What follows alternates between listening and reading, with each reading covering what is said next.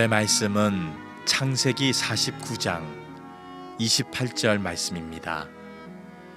이들은 이스라엘의 12지파라. 이와 같이 그들의 아버지가 그들에게 말하고 그들에게 축복하였으니 곧 그들 각 사람의 분량대로 축복하였더라. 아멘. 이 세상에는 네 부류의 인생이 있다고 합니다. 첫 번째 부류는 전혀 존재감이 없는 인생. 두 번째 부류는 보잘것없이 시작을 했는데 결국 끝까지 사람들에게 비난받으며 마감하는 인생. 세 번째 부류는 처음엔 사람들에게 기대를 받고 또 환호를 받았지만 시간이 지날수록 그 사람에 대한 평가가 비난으로 바뀌는 인생. 네 번째 부류는 시간이 지날수록 사람들에게 더 존경받고 그 사람의 가치가 빛나는 인생. 어떤 인생이 가장 아름다운 인생일지는 굳이 말씀드리지 않아도 잘 압니다.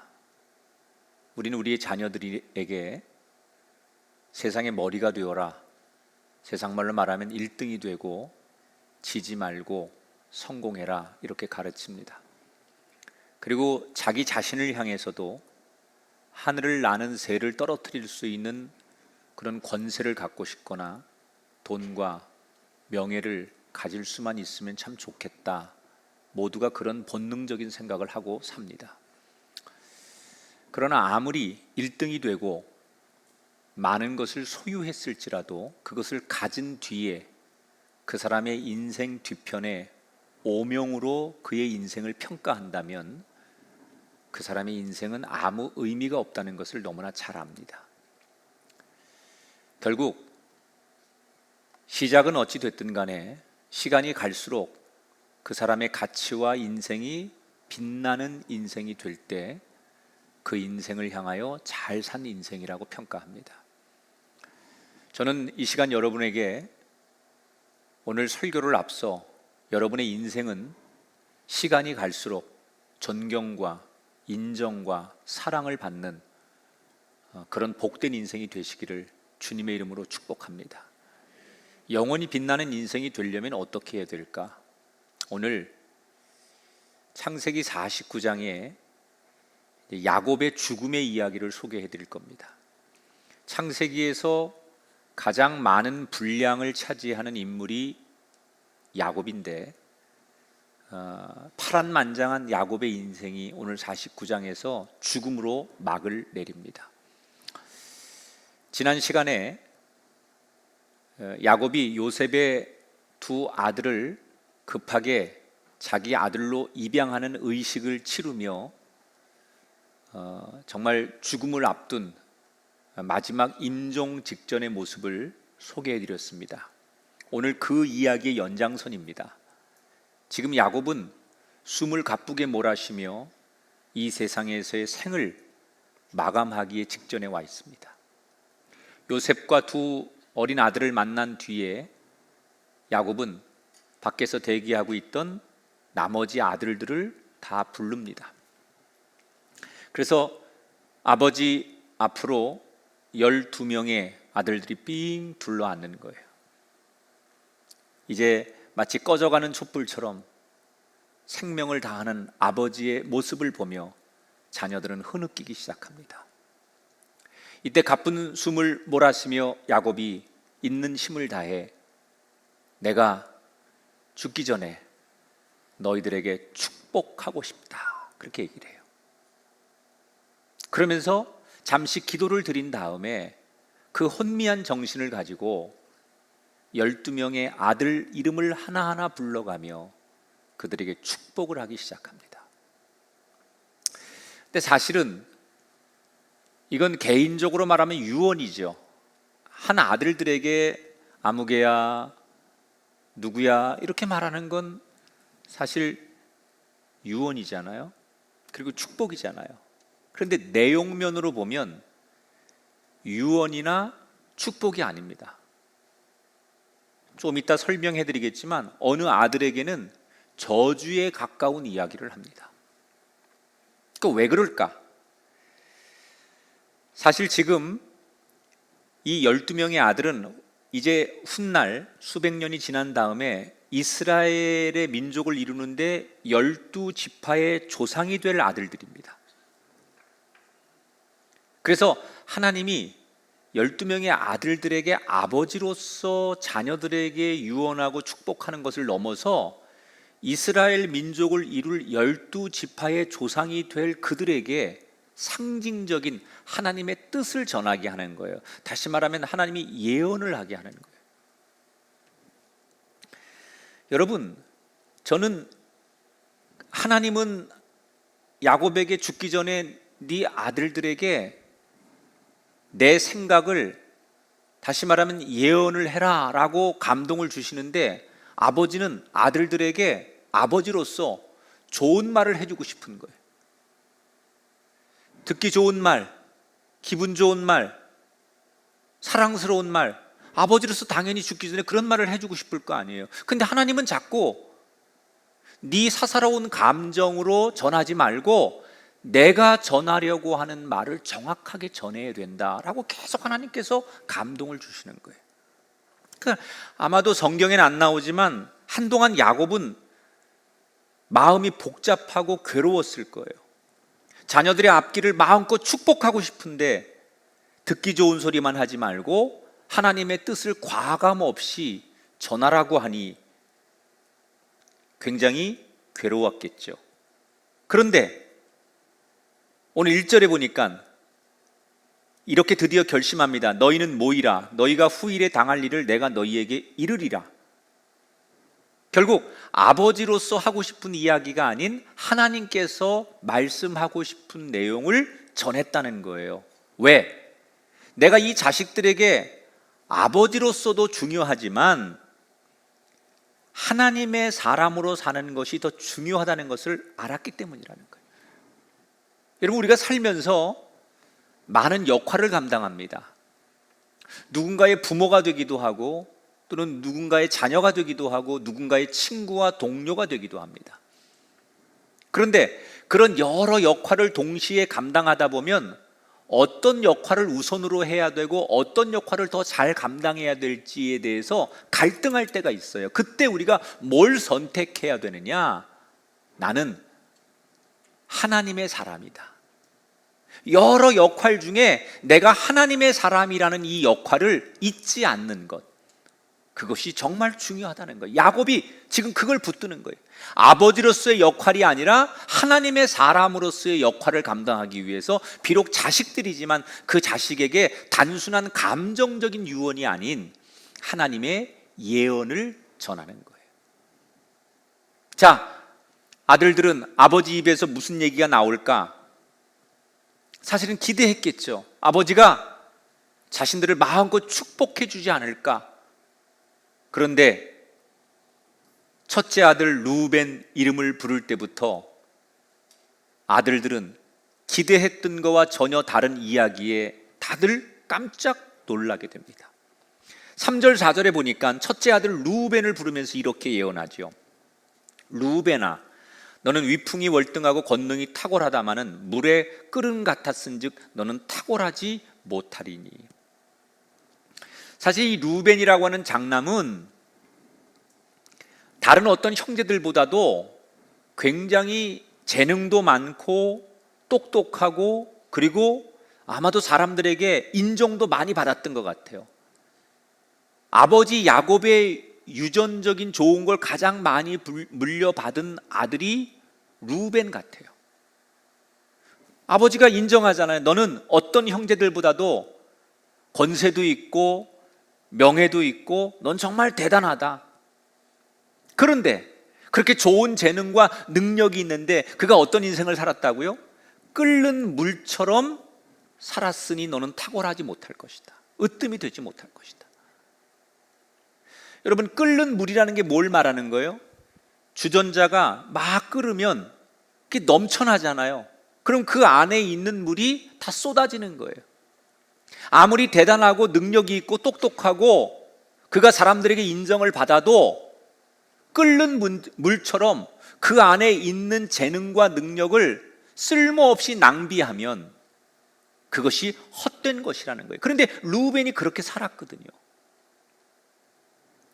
당연히 자기는 장자로서, 이 집안의 장남으로서 엄청난 축복을 받을 거라고 예상했는데, 아버지 입에서 나오는 이 얘기는 넌 사람들에게 대단하고 능력이 있을진 몰라도 끓는 물처럼 살아온 너의 인생은 결국 너로 인해 너의 후손들이 복을 받지 못한다. 장자의 복을 누리지 못할 거다. 그런 얘기예요. 르우벤이 큰 충격을 받고 있는데 연이어 둘째 시므온과 셋째 레위에 대해서도 아버지가 축복의 예언을 합니다. 형식은 축복을 빌렸지만 그 내용은 축복이 아니에요. 둘째 시므온과 레위에 대해서는 뭐라고 얘기를 하느냐? 너희들은 참 잔혹하구나. 여러분, 이 성경의 야곱의 12아들 가운데 둘째 시므온과 레위, 이 둘은 늘 단짝이에요. 항상 붙어 다녀요.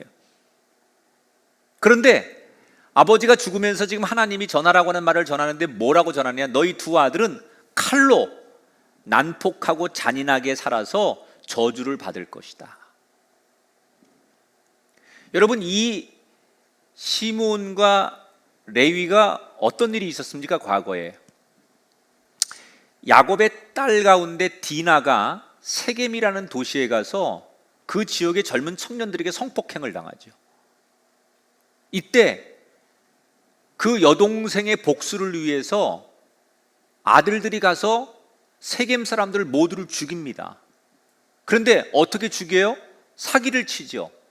내 여동생과 결혼시킬 테니 그러려면 우리의 종교의식을 따라달라. 남자들은 모두 다 할례를 받아서 하나님의 사람인 증거를 내면 내 여동생과 결혼시켜 주겠다. 할례라는 건 굉장히 거룩한 건데 이 거룩한 것을 복수에 쓰는 거예요.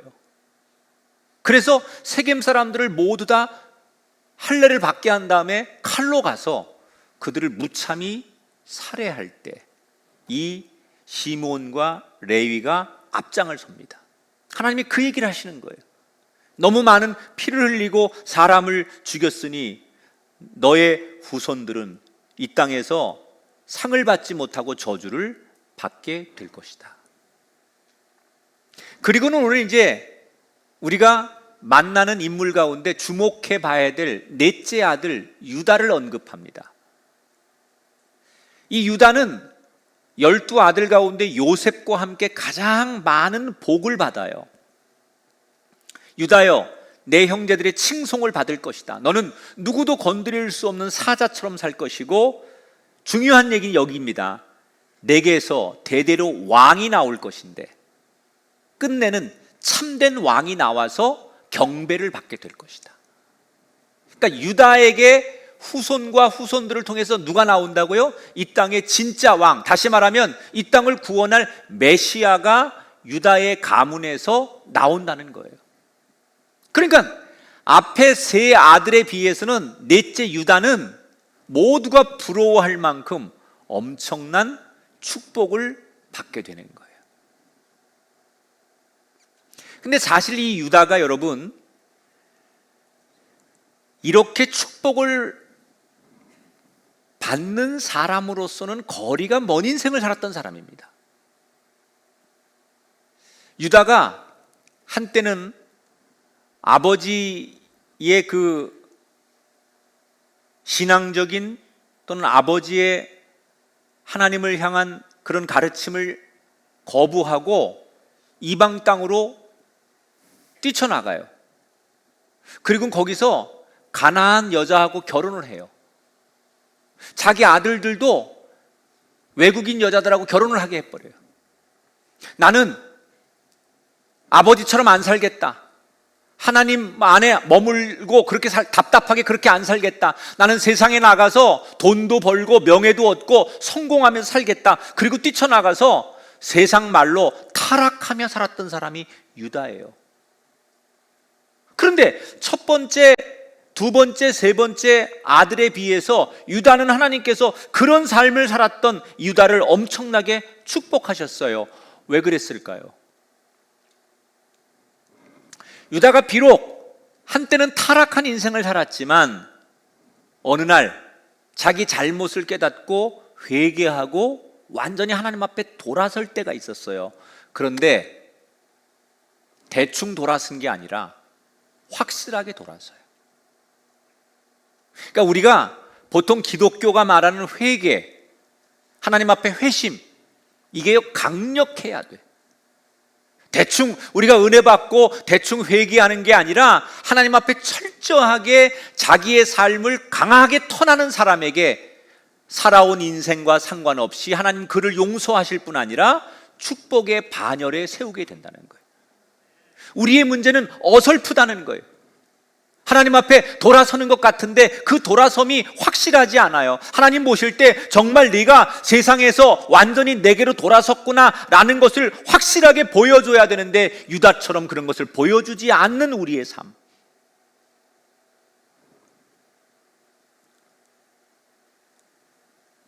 야곱은 4명의 여자에게서 12아들이 태어나요. 레아라고 하는 첫 번째 부인에게서 6명이 태어나요. 빌하와 실바, 이건 그 소실이죠. 뭐라 그러죠? 그냥 원래는 신분이 종이었는데 야곱의 아들들을 이 두 몸종에서 2명씩 태어나게 되고, 그리고 2명은 마지막 자기가 사랑하는 여인 라헬에게서 2명이 태어나서 12명이 되는 거예요. 지금 유다까지 4명을 축복했잖아요. 나머지 6명을 쭉 이렇게 예언을 한 다음에 뒤에 가면 이제 요셉 얘기가 나와요. 자, 요셉은 아버지 야곱이 제일 사랑하는 라헬에게서 태어난 아들 아닙니까? 그러니까 아버지가 워낙 요셉을 좋아했고 자기가 사랑한 여인의 아들이었기 때문에 예상이 되지요.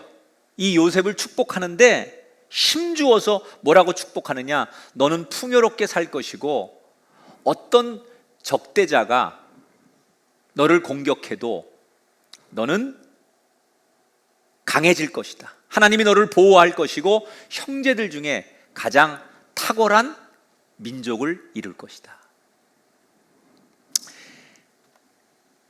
유다와 함께 요셉은 가장 큰 축복을 받게 돼요. 그리고 훗날 몇백 년이 지나서 이 하나님이 예언하고 아버지가 축복한 대로 이스라엘의 12지파 가운데 이 2지파는 이스라엘 민족의 중심이 됩니다. 자, 그 다음에 이제 마지막으로 막내 베냐민을 축복하는 거예요. 그런데 이 베냐민에 대한 예언이 굉장히 흥미롭습니다. 우리가 생각할 때는 라헬에게서 태어난 아들이 둘인데 그 하나가 요셉이고 그 다음에 베냐민이잖아요. 베냐민은 막내예요. 그래서 아버지가 정말 늙음아까지 가슴에 품에 끼고 살았던 아들이에요.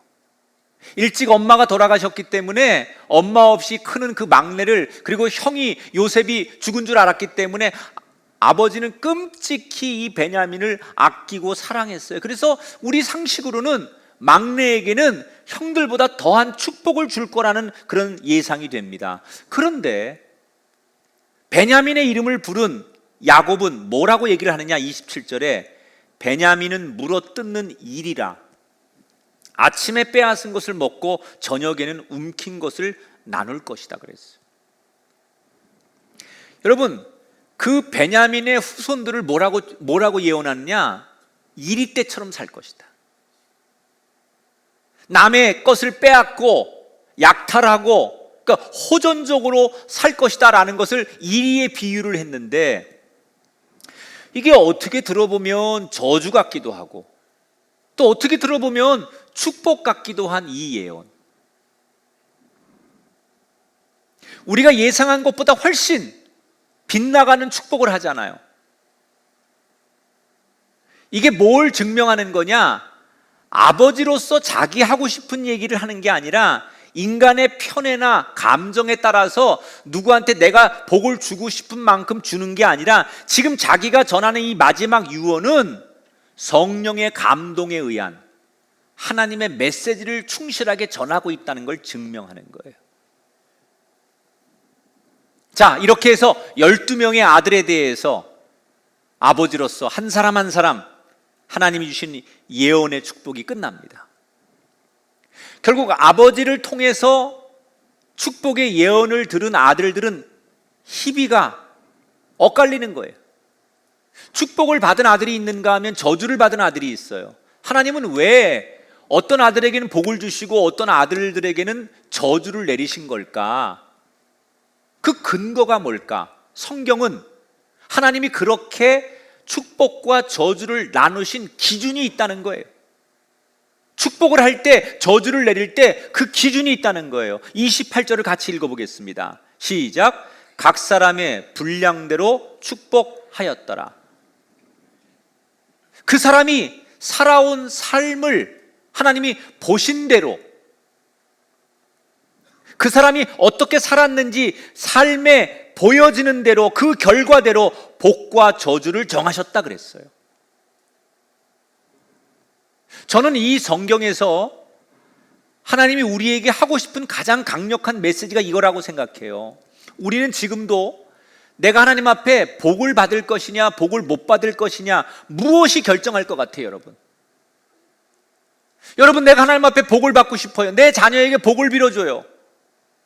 그런데 어떤 사람은 복을 받기도 하고 복을 못 받기도 해요. 도대체 그 기준이 뭐냐는 거예요.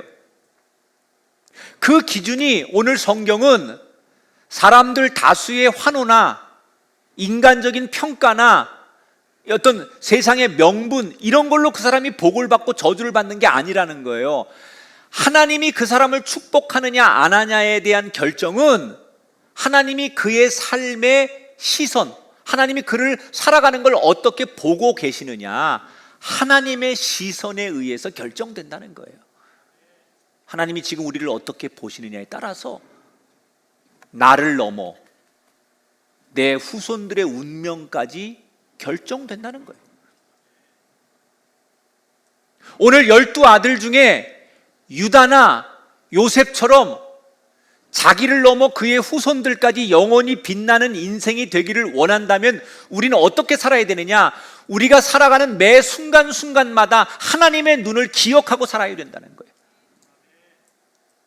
설사 사람들이 나를 존경한다고 말하고 사람들 눈에는 내가 문제없이 사는 것처럼 보인다 할지라도 그걸 만족하면 안 돼요. 사람들이 나한테 박수를 보내고 나한테 머리를 조아린다고 해서 내가 잘 살고 있다고 착각하면 안 돼요. 온 세상을 다스리고 계신 하나님이 잘했다고 인정하시는 그 하나님의 시선에 마음에 들 때 내가 진짜로 잘 사는 거라는 거예요.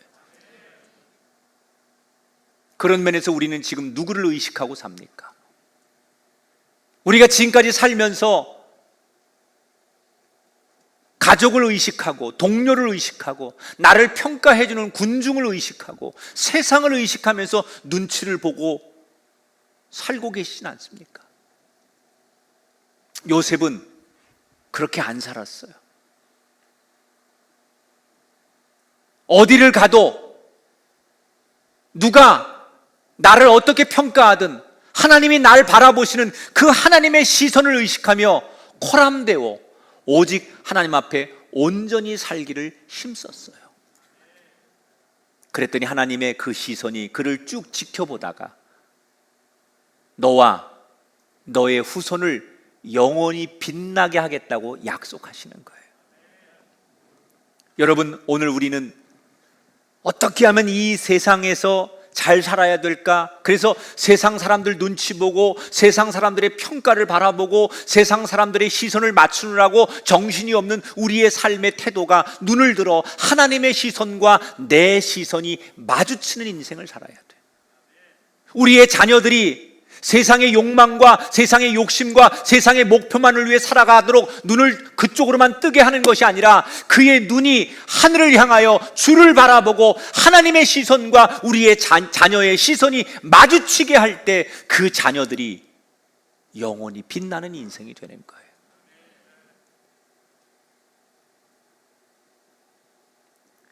12 아들에 대한 예언이 끝났어요. 자, 그런데 여러분, 뭔가 한 가지 찝찝하지 않아요?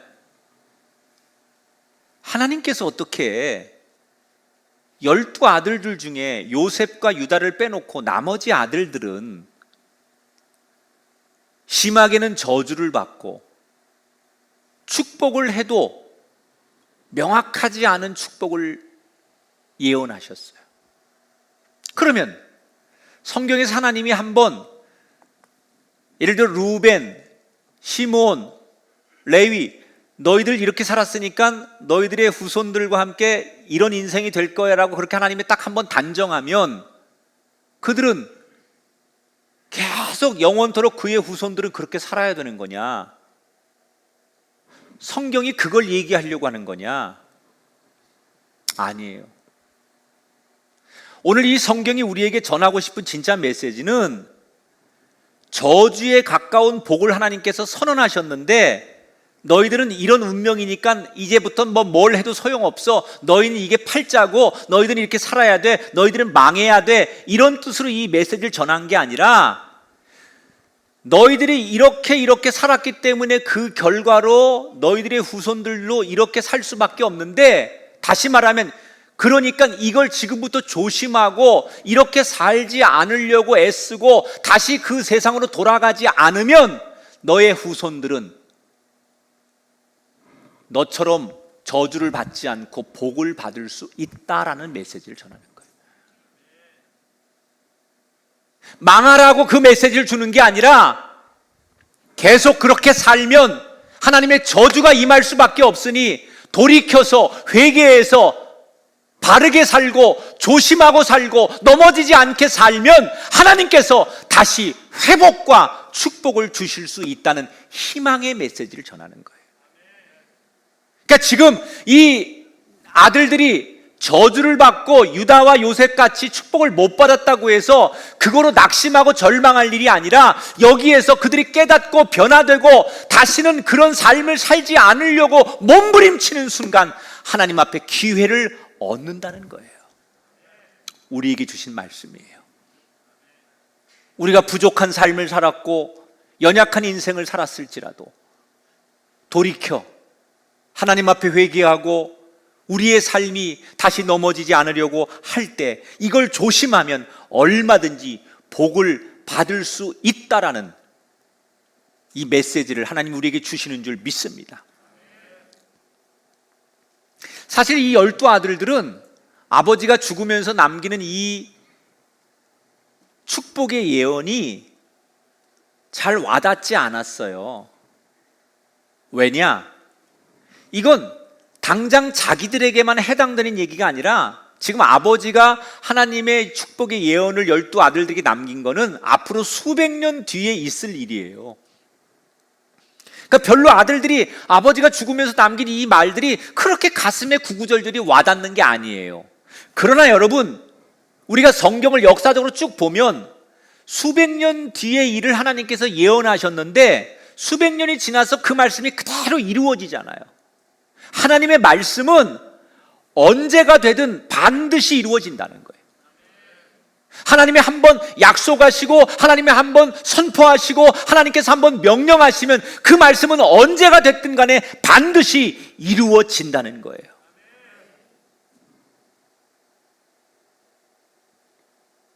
거의 이제 숨을 제대로 쉴 수 없을 만큼 자가 호흡이 안 될 만큼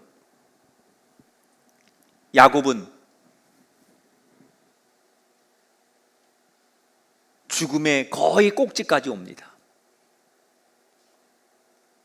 있는 힘을 다해 한마디를 아들들에게 던지고 운명을 해요. 뭐라고 하느냐? 내 시신을 헤브론에 있는 막벨라 굴에다가 묻어달라, 이렇게 말을 하고 그가 숨을 거둬요.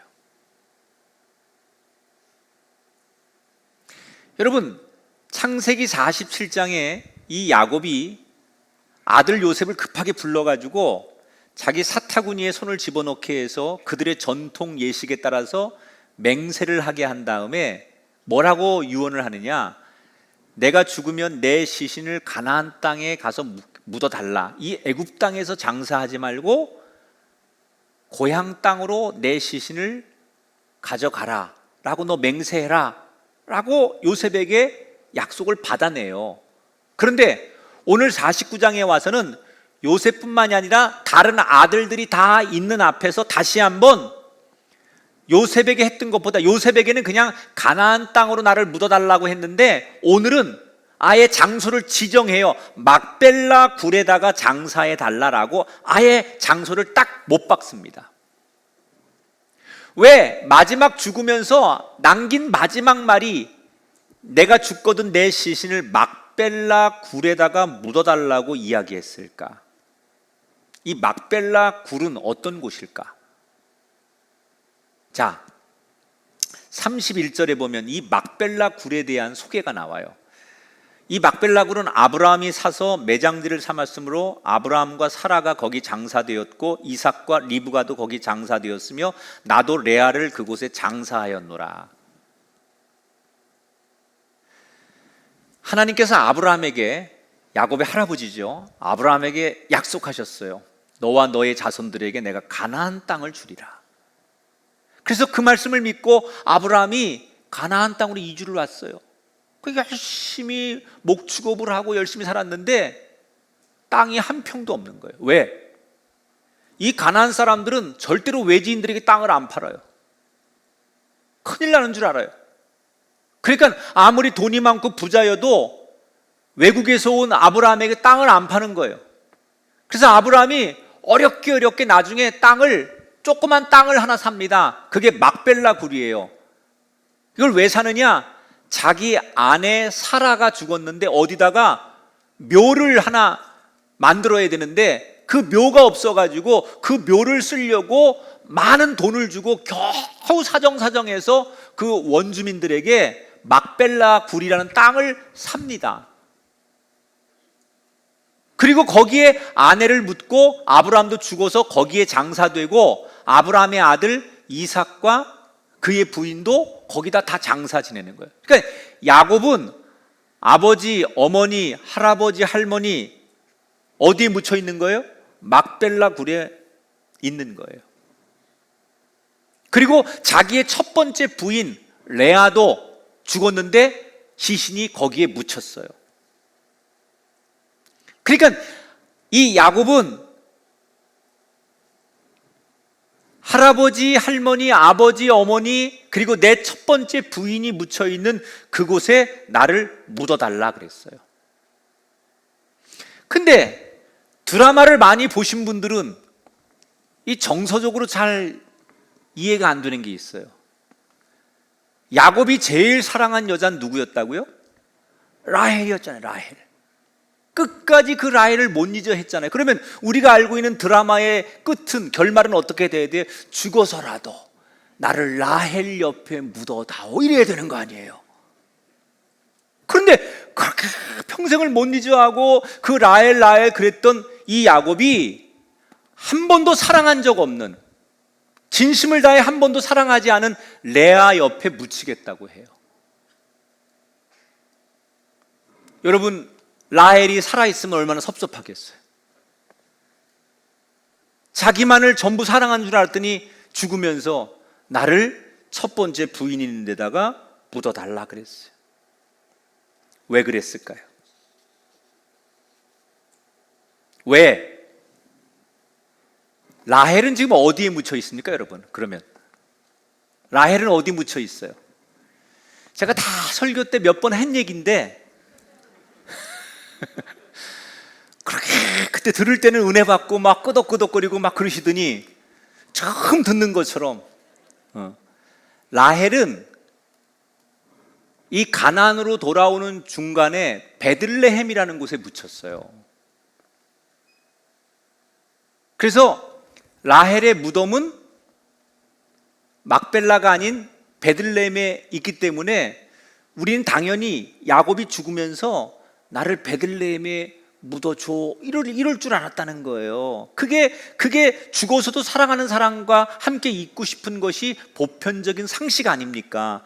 그런데 자기가 사랑하는 라헬 옆이 아니라 한 번도 사랑하지 않은 레아가 묻혀 있는 막벨라 굴에 묻어달라고 했다는 거예요. 왜 그랬을까요? 라헬에 대한 사랑, 감정이 식어서가 아니라요, 야곱에게는 사랑보다 더 중요한 게 있었어요. 사랑의 감정보다 더 중요한 게 있었어요. 그게 뭐냐? 정체성이에요. 내가 누구냐? 나는 하나님의 백성이라는 거예요. 내가 하나님의 백성이기 때문에 당연히 하나님의 땅에 가서 하나님의 품에 안기는 것이 당연한 것이다. 그 마음이 있었기 때문에 사랑의 감정을 넘어서 나는 하나님의 백성이라는 것 때문에 내 마지막을 하나님의 땅, 하나님의 품, 하나님이 주신 땅, 그 막벨라에 묻히는 게 당연하다고 생각한 거예요. 저는 사실 야곱이, 제가 몇 번 그 얘기를 했지만, 그의 인생을 놓고 보면 그렇게 하나님이 축복하실 만한 인생을 산 사람은 아니거든요. 늘 사기치고 은혜 주신 거 그냥 다 발로 차버리고 별로 그렇게 건강한 인생을 산 사람 아니잖아요. 그런데 하나님 뭐 때문에 그렇게 야곱에게 감동하시고 그 야곱의 후손들을 축복하셨을까? 저는 그 궁금증이 이 대목에서 풀리는 거예요. 살아온 인생의 과정은 그렇게 녹록하거나 뭐 하나님 보실 때 100점짜리가 아니었는데, 마지막 순간에 이 야곱이 마지막 순간에 마무리를 너무나 잘하는 거예요. 모든 것을 다 잊고 돌고 돈 자신의 인생이 마지막에 있어야 될 곳, 내가 가야 할 곳, 내가 머물러야 할 곳, 이것을 마지막 정리를 너무나 잘했다는 거예요. 심지어 내가 가지고 있는 사랑이라는 감정, 평생 품었던 인간의 정, 이것을 넘어서 하나님의 품을 사모했던 이 야곱의 마음, 하나님이 이걸 감동하셨다는 거예요. 여러분, 우리가 이 땅에 사는 동안 많은 관계로 얽혀 있습니다. 휴대폰에 보면 다 각자 수없는 자기와 관계된 사람들의 이름이 있어요.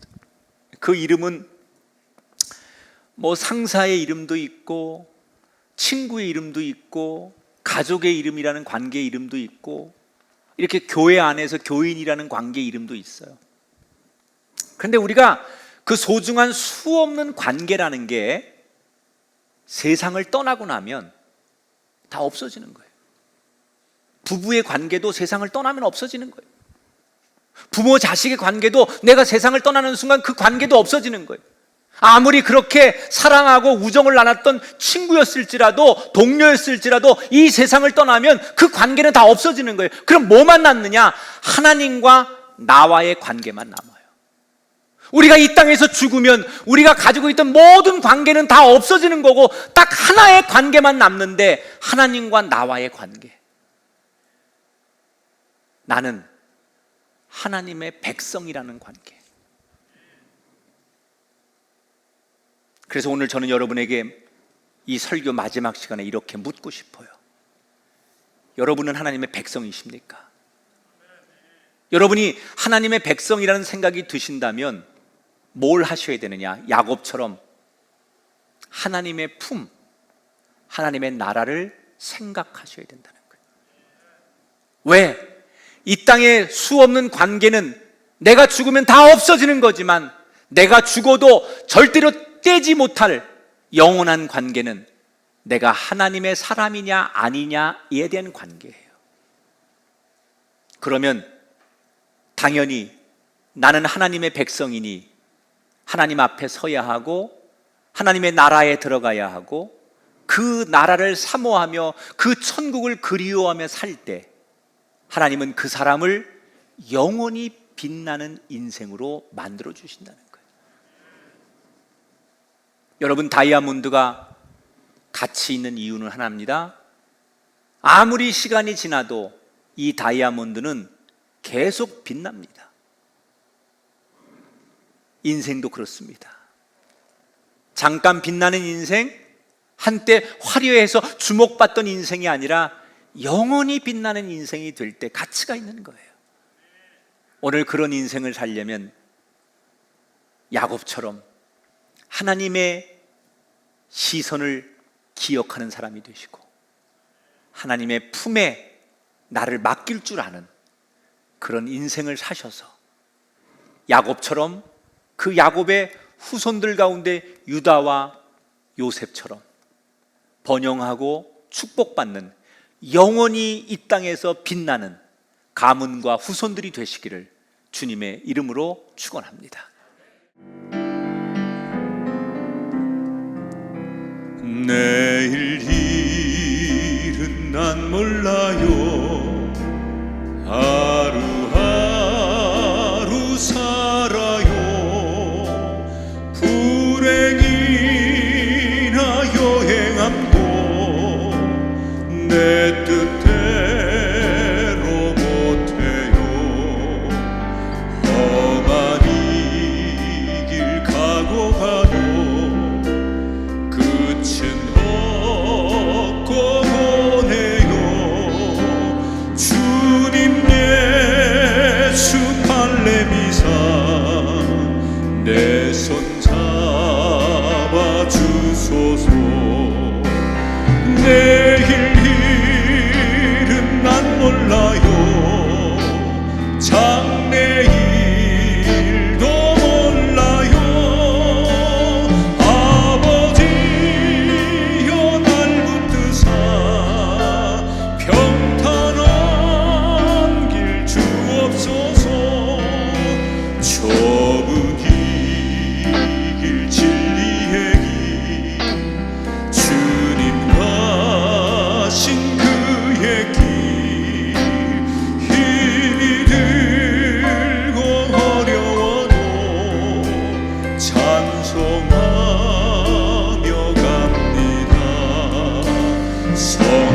성령이여 그 음성을 항상 들려주소서. 내 마음은 정했어요. 변치 않게 만왕의 왕 예수께서 만왕의 왕 예수께서 이 세상에 오셔서 만 백성을 구속한 창구주가 되시네. 순교자의 본을 받아 나의 믿음 지키고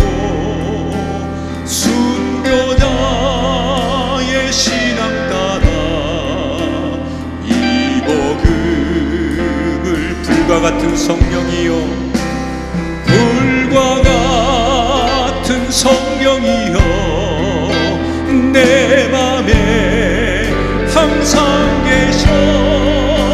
천국 가는 그날까지 주여 지켜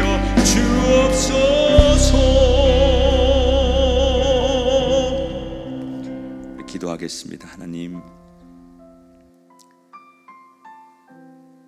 이 세상 모든 것들이 변해도 하나님과 나와의 관계는 절대로 변할 수 없습니다.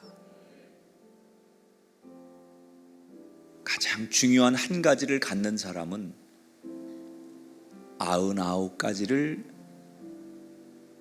다 놓고도 행복하게 살 수 있습니다. 그러나 제일 중요한 한 가지를 잡지 못하면 99가지를 가지고 있어도 불안한 겁니다. 내 안에 하나님 아버지의 사랑이 있게 하시고 내가 하나님의 사람인 것을 기억하게 하시고 내 자손들도 하나님의 백성으로 살아야 한다는 분명한 사실을 붙들고 살면 세상 것 지금 당장 없어도 불안해하지 않습니다. 그 은혜와 축복이 우리 가운데 임하게 하여 주옵소서. 오늘